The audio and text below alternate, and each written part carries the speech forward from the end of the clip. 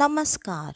मैं स्नेहा, आपकी होस्ट, एक बार फिर से आपका स्वागत करती हूँ आपके अपने चैनल डर का घर में। आज जो मैं कहानी आपके लिए लेकर आई हूँ, ये कहानी करीब करीब 12 साल पुरानी है और ये एक ऐसी तड़पती भटकती शक्तिशाली आत्मा की कहानी है जिसके बारे में शायद किसी ने अंदाज़ा भी नहीं लगाया था कि उनके कर्म उनके सामने इस तरह से वापस आकर खड़े हो जाएंगे। आज की कहानी है गुप्ता परिवार की। गुप्ता परिवार जिसमें कि एक पति, एक पत्नी और उनकी एक छोटी सी बेटी थी। बड़ा ही खुशहाल परिवार था। परिवार में किसी बात की कोई भी कमी नहीं थी। पैसों से भी ये परिवार हर तरह से सक्षम था। गुप्ता जी का एक बड़ा बिजनेस था और उनके बिजनेस में उनके बिजनेस पार्टनर थे उनके बचपन के दोस्त, जो कि उनके बहुत ही करीबी और ख़ास दोस्त थे। उन्होंने उनके ज़िंदगी के हर उतार चढ़ाव में उनका साथ दिया था। ये बिजनेस भी उन दोनों ने साथ मिलकर ही खड़ा किया था। आज इस बिजनेस के ही वजह से उस पूरे शहर में उन दोनों की एक अच्छी साख बन चुकी थी। दोनों को लोग नाम से ही जाना करते थे। बिजनेस में किसी भी तरह की कोई परेशानी नहीं थी, लेकिन अचानक कुछ दिनों से दोनों बिजनेस पार्टनर्स काफ़ी परेशान चल रहे थे। दोनों हमेशा किसी बात को लेकर डिस्कशन करते रहते और जब भी कोई उनके आसपास होता, वो दोनों खुद को सामान्य दिखाने की बहुत कोशिश कर रहे थे, लेकिन ये उनसे हो नहीं पा रहा था। आसपास के लोगों को धीरे धीरे ये भनक लगने लगी कि कुछ तो बात है, कुछ तो ऐसा है जिसकी वजह से इन दोनों को काफ़ी परेशानी हो रही है। और ये परेशानी अब दिखते दिखते उनके घर में भी दिखने लगी थी। ये दोनों, जो कि स्वभाव से काफ़ी हंसमुख हुआ करते थे, आजकल काफ़ी चिड़चिड़े हो गए थे। घर पर भी लड़ाई झगड़े बढ़ चुके थे। उनका स्वभाव जिस तरीके से अचानक बदल रहा था, घर वालों को ये बात समझ में नहीं आ रही थी। धीरे धीरे ऐसे ही समय बीतता चला गया और अचानक से गुप्ता जी के पार्टनर की, मतलब उनके बचपन के दोस्त की तबीयत अचानक से बहुत ज़्यादा खराब रहने लगी। वो अजीब अजीब सी बातें बड़बड़ाने लगे, अजीब अजीब सी हरकतें करने लगे, जिसके वजह से उन्हें पहले तो एक नॉर्मल डॉक्टर से दिखाया गया, लेकिन नॉर्मल डॉक्टर के हिसाब से उनकी क्या बीमारी थी, ये बात डॉक्टर को बिल्कुल समझ में नहीं आ रही थी। और उनके बिहेवियर के वजह से डॉक्टर ने ये सजेशन दिया कि उनको एक बार साइकाइट्रिस्ट से दिखाया जाए। घर वालों ने भी अब आगे कोई रास्ता ना देखते हुए ये भी करने की सोची और उनका इलाज साइकाइट्रिस्ट से भी करवाना शुरू किया गया। 2-3 दिन तक तो इससे उन लोगों को लगा जैसे फर्क पड़ रहा है, लेकिन अचानक 2 दिन के बाद उनकी बहुत रहस्यमयी तरीके से मृत्यु हो गई। किसी को भी पता नहीं चल रहा था कि उनकी मौत आखिरकार हुई तो हुई कैसे। और डॉक्टर ने इस मौत को सामान्य मौत बताकर सब कुछ नॉर्मल कर दिया। उनका अंतिम संस्कार भी कर दिया गया और अपने बचपन के दोस्त की ऐसी मृत्यु देखकर गुप्ता जी पर काफ़ी गहरा असर पड़ा। वो काफ़ी दिनों तक बिल्कुल गुमसुम हो गए। उन्होंने घर से बाहर निकलना भी बंद कर दिया। घर वालों को भी उनके इस बिहेवियर का रीज़न यही समझ में आ रहा था कि बचपन के दोस्त को ऐसे अचानक खोकर उन्हें कोई बड़ा सदमा लगा है। और घर वालों ने जहाँ तक हो सका उन्हें संभालने की बहुत कोशिश की। लगभग 3 महीने बीत चुके थे और अब धीरे धीरे गुप्ता जी भी सामान्य हो रहे थे। उन्होंने वापस से अपना काम और सब कुछ संभाल लिया था। एक दिन अचानक उन्हें घर पर आने में बहुत ज़्यादा देरी हो चुकी थी, क्योंकि वैसे भी इतने समय से ऑफिस ना आने की वजह से उनका काम बहुत ज़्यादा बढ़ चुका था और सारा काम अब अकेले उन्हें ही देखना था, जिसकी वजह से आज उन्हें ऑफिस से लौटते वक्त काफ़ी देरी हो चुकी थी। वो जब घर पर आ रहे थे तो अचानक उनकी गाड़ी एक सुनसान रास्ते पर बंद पड़ गई और उन्होंने जब अपनी गाड़ी को चेक करने के लिए उसका बोनट खोला तो उन्हें ऐसा लगा जैसे उनके पीछे कोई खड़ा है। उन्होंने जब पलटकर देखा तो वहाँ कोई भी नहीं था और थोड़ी देर तक उन्होंने गाड़ी में ये देखने की कोशिश की कि गाड़ी में आखिरकार खराब क्या हुआ है, लेकिन उन्हें कुछ भी ना समझ में आने की वजह से अब उन्होंने फ़ोन पर मैकेनिक से बात करने की कोशिश करना शुरू की, लेकिन नेटवर्क ठीक से ना आने की वजह से उनकी बात किसी से भी नहीं हो पा रही थी। इस वजह से वो अकेले पैदल ही उस सुनसान रास्ते पर आगे बढ़ते चले जा रहे थे। वो जैसे जैसे आगे बढ़ रहे थे उन्हें लगातार ये महसूस हो रहा था उनके पीछे पीछे उनके साथ कोई चल रहा है। कदम बिल्कुल उनके कदमों से मिलाकर कोई ज़मीन पर रख रहा है। वो बार बार पीछे पलटकर देखते, लेकिन वो सड़क दूर दूर तक खाली और सुनसान ही दिखाई पड़ रही थी। अब धीरे धीरे उनके मन में एक अजीब सा डर बढ़ता जा रहा था। तभी अचानक उन्हें ऐसा लगा जैसे दूर से कोई गाड़ी आगे उनकी तरफ बढ़ती हुई आ रही है और उन्होंने उस गाड़ी से लिफ्ट मांगने के हिसाब से उस गाड़ी को रोकने की कोशिश करना शुरू किया। लेकिन उन्होंने जब देखा तो ये उनकी ही गाड़ी थी। उन्हें ये बात बिल्कुल समझ में नहीं आ रही थी कि ऐसा कैसे हो सकता है।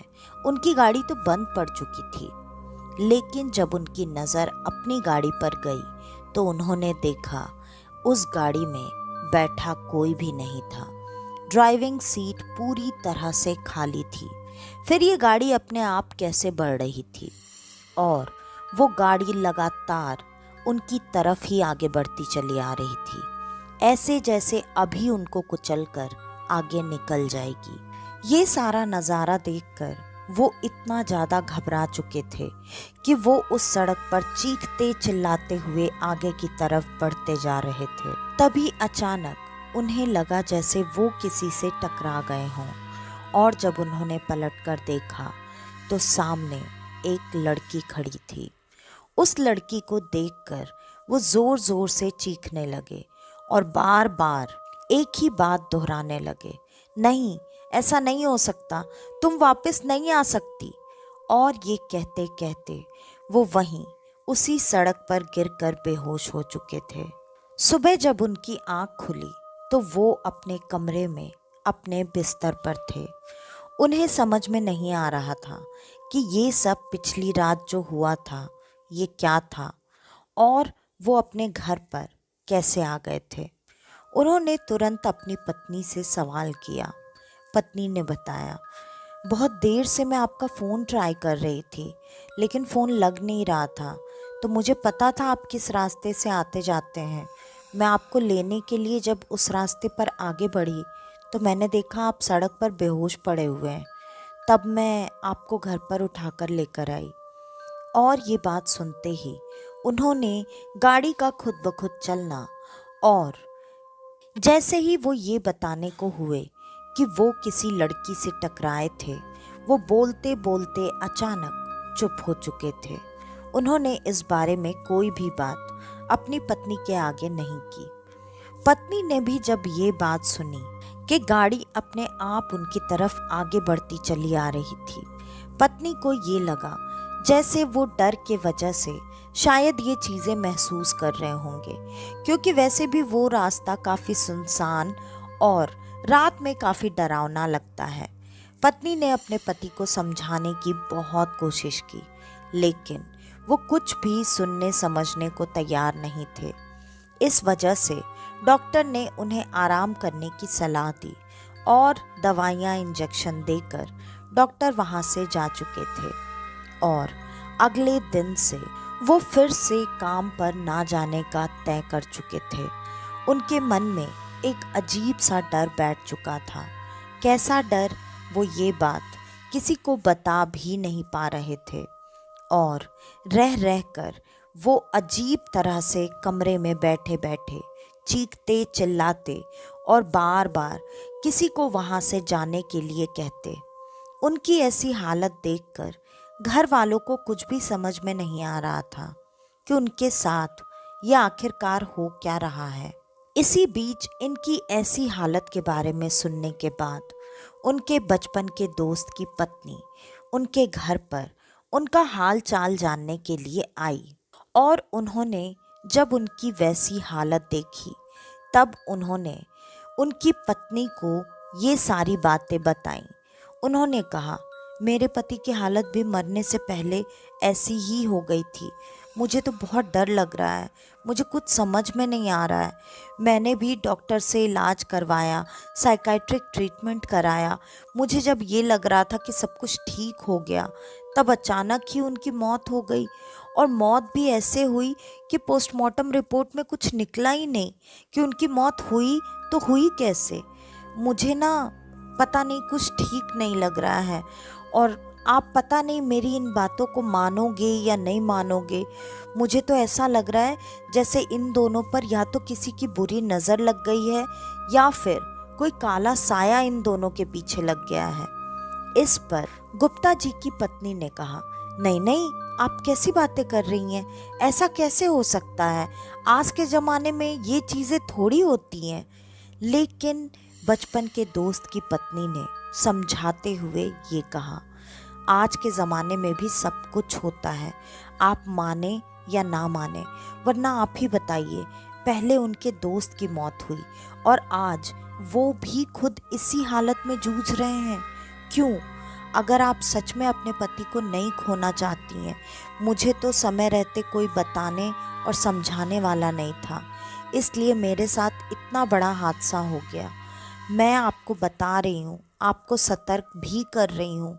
भगवान ना करे, अगर आपके साथ ऐसा कुछ हो जाएगा तो आप खुद को कभी माफ़ नहीं कर पाएंगी। इसलिए एक बार इन चीज़ों को ट्राई करने में क्या जाता है। कहना तो उनका भी बिल्कुल सही था।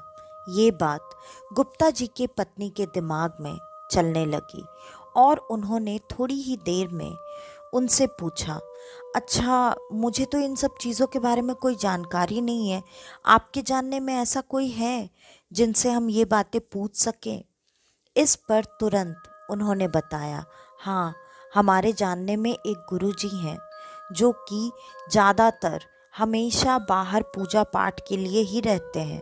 उनका मिलना भी थोड़ा मुश्किल ही है।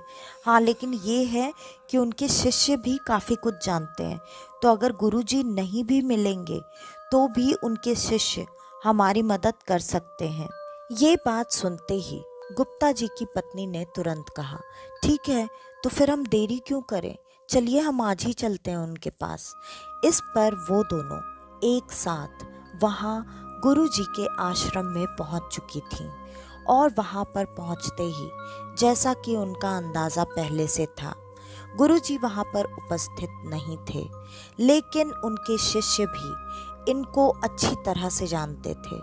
उनमें से एक शिष्य जो कि सबसे ज़्यादा जानकार थे, उनकी शिक्षा लगभग पूरी होने ही वाली थी, उनसे सारी बातों का खुलासा करते हुए इन दोनों ने मदद मांगना शुरू किया। और उन्होंने कहा, मैं यहाँ से कुछ भी नहीं बता सकता हूँ, उसके लिए मुझे एक बार चलकर आपके पति को देखना पड़ेगा और तभी मैं कुछ आपको बता पाऊँगा। ये बात सुनते ही तीनों एक साथ उधर गुप्ता जी के घर के लिए निकल चुके थे।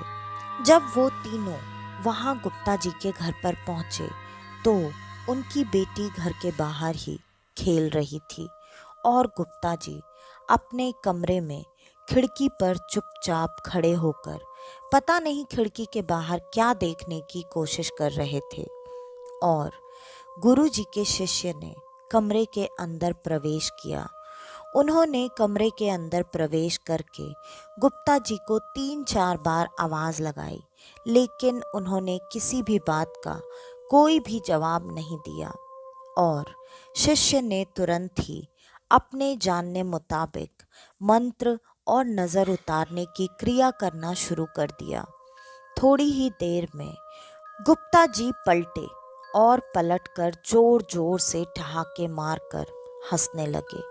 उनकी हंसी सामान्य बिल्कुल नहीं थी। उनके हंसी में सबको साफ साफ दो दो आवाजें सुनाई दे रही थीं। ये लक्षण देखते ही शिष्य को ये बात समझते देर नहीं लगी कि इनके साथ कोई सामान्य परेशानी नहीं है। इनके साथ, जैसा वो सब अंदाजा लगा रहे थे, कोई ना कोई आत्मा जरूर है। अब जानना ये था कि ये कौन सी आत्मा है, तो उसका उतारा करना ज़्यादा आसान हो जाता है। उन्होंने अपने जानने के मुताबिक जो जो चीज़ें, जो जो विधियाँ वो सीख चुके थे, वो सारी विधियाँ करना शुरू किया।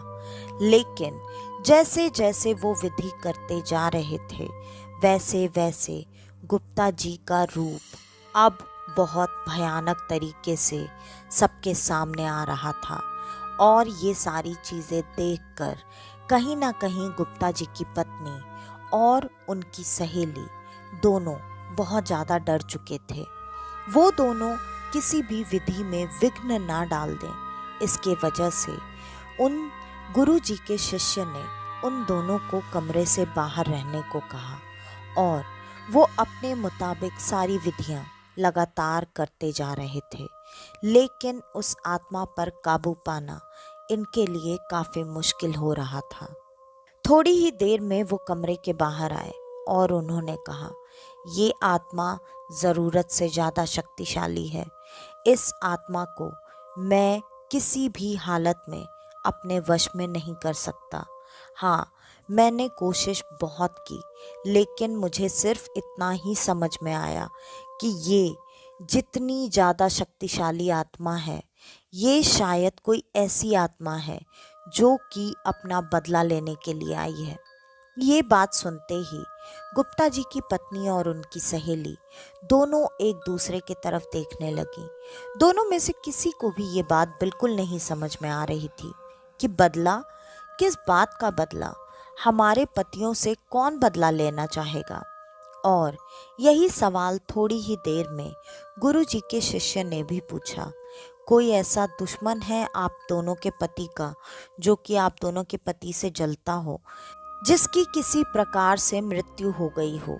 वही आत्मा इस तरीके से बदला लेने के लिए आ सकती है। लेकिन दोनों ने तुरंत ना में सर हिला दिया। दोनों में से किसी को भी इस बात की कोई जानकारी नहीं थी। और अब उन्होंने ये कहकर उस कमरे के आगे एक रक्षा सूत्र बांध दिया और ये कहा, ये रक्षा सूत्र मैं यहाँ पर बांध रहा हूँ ताकि ये कमरे के बाहर ना निकल सके और आप में से किसी को भी नुकसान ना पहुँचा सके। और ये भी हो सकता है कि ये आत्मा इनको इस घर से दूर लेकर चली जाए, ताकि हम इस आत्मा को अपने कैद में ना कर सकें। इस वजह से चाहे जो भी हो जाए, 2 दिन तक आपको इस कमरे को किसी भी हालत में खोलना नहीं है। और इतना कहकर वो वहाँ से चले गए। 2 दिन बाद गुरुजी आने वाले थे। इस बात का सारे लोग बेसब्री से अब इंतज़ार कर रहे थे। वहाँ आश्रम में जाकर भी गुरुजी के शिष्य ने हवन पूजा पाठ करके उस आत्मा के बारे में जानने की बहुत कोशिश की, लेकिन उन्हें कुछ भी पता नहीं चल पाया। यहाँ एक रात बीत चुकी थी। उस एक रात में भी उस आत्मा ने उस कमरे से निकलने की बहुत कोशिश की थी। लगातार कोशिशें करने के बाद भी, जैसा कि गुप्ता जी की पत्नी को अच्छे से पता था इस कमरे को नहीं खोलना है, तो उन्होंने उस कमरे को नहीं खोला। लेकिन आज दोपहर वो थोड़े बहुत किसी काम के वजह से घर के बाहर चली गई थी और उन्होंने सबसे बड़ी गलती ये की कि उन्होंने अपनी बेटी को घर पर अकेला छोड़ दिया, घर पर एक काम करने वाली के साथ। वो काम करने वाली अपना काम किचन में कर रही थी। तभी बच्ची को अचानक अपने पिता की रोने चिल्लाने और दर्द में कराहने की आवाज़ें आने लगी। पिता बार बार अपनी बेटी को बहुत प्यार से पुकार रहे थे और बार बार उसे ये कह रहे थे कि वो ये दरवाज़ा खोल दे। बेटी ने भी थोड़ी देर तक अपनी सूझबूझ के साथ उस दरवाजे को नहीं खोलने की कोशिश की, लेकिन आत्माएं छलने में बहुत तेज होती हैं। इस वजह से वो बच्ची ज़्यादा देर तक अपनी समझदारी इस्तेमाल नहीं कर पाई और आखिरकार उस आत्मा ने वो दरवाज़ा खुलवा ही लिया। अब वो तुरंत निकलकर दौड़ते हुए हंसते हुए उस घर से बाहर निकलकर अपनी बेटी के सामने ही कहीं दूर ओझल हो चुके थे। शाम हो चुकी थी और अब वहाँ पर गुरुजी और उनके शिष्य दोनों आ चुके थे। दोनों के वहाँ पर आते ही उन्होंने जब उनके बारे में पूछा, तब बच्ची और पत्नी दोनों ने सारी बातें उनको बता दी। उन्होंने सारी बातें सुनते ही कहा, हमें पहले से ही इस बात का अंदाज़ा था कि वो आत्मा ऐसा कोई ना कोई छल ज़रूर रचेगी, क्योंकि ऐसी आत्माएं अपने काम के लिए कुछ भी कर सकती हैं। और जैसा कि हमें इस घर की ऊर्जा से समझ में आ रहा है, वो आत्मा सच में बहुत शक्तिशाली है। लेकिन आप चिंता ना करें, हम कोशिश करेंगे कि वो आत्मा आपके पति के शरीर को लेकर यहाँ सामने उपस्थित हो जाए। उसके बाद हम बाकी की चीज़ें जानकर उसको कैद करने में सक्षम हो पाएंगे। और गुरुजी ने थोड़ी ही देर में पूजा और हवन की तैयारी शुरू कर दी। मुश्किल से आधा घंटा ही बीता होगा और उनके पति गुप्ता जी सामने दरवाजे पे खड़े थे। वो बहुत ही अजीब तरीके से हंस रहे थे, मुस्कुरा रहे थे और उनके शरीर पर कई सारी चोटें लगी हुई थीं। शायद वो अगर अभी अपने सामान्य रूप में होते तो वो खड़े भी नहीं हो पाते। और गुरुजी के मंत्रों के उच्चारण के साथ साथ ही वो आत्मा खिंचती हुई उस हवन कुंड के सामने आकर बैठ चुकी थी और वो बार बार वहाँ से उसे जाने देने की पुकार कर रही थी। लेकिन गुरुजी किसी भी बात पर कोई भी ध्यान ना देते हुए अपनी पूजा जारी रखे हुए थे और उन्होंने अब उस आत्मा से सवाल जवाब करना शुरू किया। उस आत्मा से काफ़ी देर तक सवाल जवाब करने के बाद वो बार बार ना में अपना सर हिला रही थी, लेकिन गुरुजी की आहुतियों के साथ साथ लग रहा था जैसे उस आत्मा को बहुत तकलीफ हो रही है। और अब उसने जवाब देना शुरू किया। उसने बताया वो गुप्ता जी के ऑफिस में काम करने वाली एक वर्कर थी और उस पर गुप्ता जी की और उनके दोस्त की बहुत दिनों से बुरी नज़र थी। वो अक्सर ये कोशिश किया करते थे कि वो मान जाए उनके साथ एक रात बिताने के लिए, लेकिन उन दोनों की कई कोशिशों के बाद भी ये हमेशा सामान्य तरीके से सारे माहौल को संभाल लिया करती थी और वहाँ से बचकर चली जाया करती थी। लेकिन एक रात उन दोनों ने आखिरकार उस लड़की को अपने जाल में फंसा ही लिया। उन्होंने उसे इतना ज़्यादा काम खत्म करने को दे दिया था, जो काम शायद पूरी रात करने पर भी खत्म नहीं होने वाला था। वो ऐसे में ज़्यादातर ऑफिस में रुकती नहीं थी, लेकिन उस दिन उन दोनों ने ऐसा दिखाया कि वो दोनों ऑफिस से जा चुके हैं और ये काम इतना ज़्यादा इम्पॉर्टेंट है कि अगर इसे आज ख़त्म नहीं किया गया तो शायद उस लड़की की नौकरी भी जा सकती है। इस वजह से उसने ऑफिस में रुककर अपने एक सहयोगी की मदद ली और उस सहयोगी के मदद से वो काम खत्म करने की कोशिश करने लगी। और लगभग 11 बजे अचानक से ऑफिस का दरवाज़ा खुला और ये दोनों ऑफिस के अंदर दाखिल हुए। इन दोनों ने उस एम्प्लॉय को वहाँ से जाने का इशारा कर दिया। वो एम्प्लॉय चुपचाप वहाँ से उठकर बाहर निकलकर चला गया।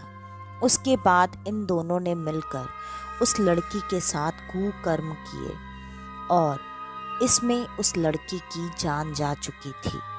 इन्होंने अपने पाप को छुपाने के लिए उस लड़की की लाश को वहीं ऑफिस के बाहर के गार्डन में गाड़ दिया।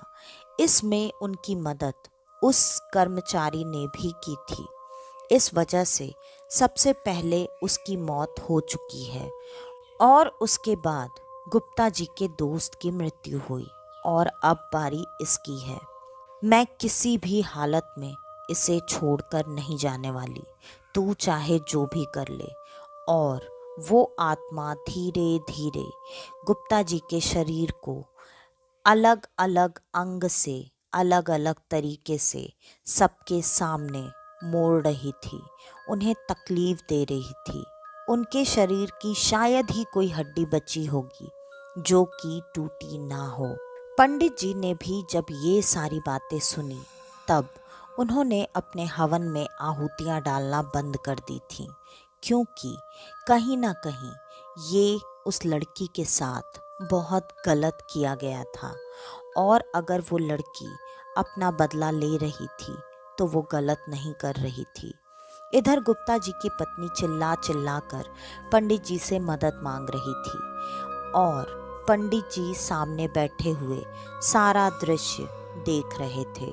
थोड़ी ही देर में उस आत्मा ने गुप्ता जी का भी काम तमाम कर दिया और वो वहाँ से तुरंत उसके मृत शरीर को छोड़कर अदृश्य हो चुकी थी।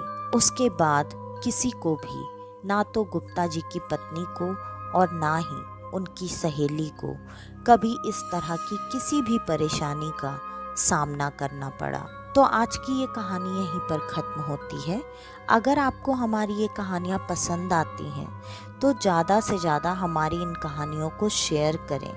अगर आप हमारे इस चैनल पर पहली बार आए हैं तो हमारे इस चैनल को लाइक, शेयर और सब्सक्राइब करना बिल्कुल न भूलें, क्योंकि आपके एक लाइक और एक सब्सक्राइब से मेरी काफ़ी मदद हो जाती है और हमारे इस परिवार को बढ़ने में मदद मिलती है।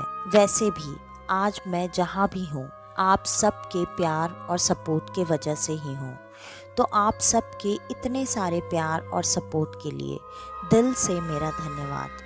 और मैं हमेशा यही उम्मीद करूँगी कि आप सब अपना प्यार और सपोर्ट हमेशा मेरे साथ ऐसे ही बनाए रखेंगे और अपना फीडबैक हमेशा कमेंट के माध्यम से मुझे देते रहेंगे। और अगर आपके पास आपकी ऐसी कोई कहानी है तो डिस्क्रिप्शन में दिए ईमेल आईडी या इंस्टा आईडी पर आप हमें आपकी वो कहानी भेज सकते हैं। तो आज के लिए बस इतना ही। मैं स्नेहा, आपकी होस्ट, आज के लिए लेती हूँ अलविदा। वापस से आपसे मिलने आऊँगी और आप सबको लेकर जाऊँगी कुछ जाने अनजाने किस्से कहानियों के सफ़र पर, आपका अपना डर का घर में। तो तब तक के लिए नमस्कार।